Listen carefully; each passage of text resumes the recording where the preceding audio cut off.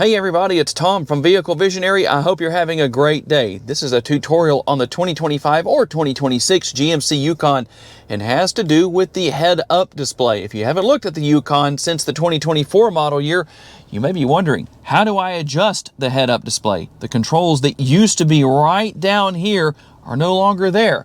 That is because they've moved to the center screen. Now, we can go right here.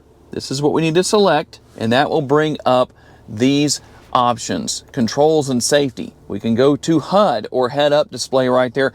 And here is how you ultimately make changes, whether it's to brightness, height, or rotation. You can do all of that. You can do it like this. You can also use the arrows if you need to, whatever you need to do to make that work. And change your brightness. You can even turn it off if you want to. For some reason, if you need to turn that off, no big deal. You can take care of that. And that is how you ultimately manage the head-up display. Unfortunately, that's about all there is you can do here.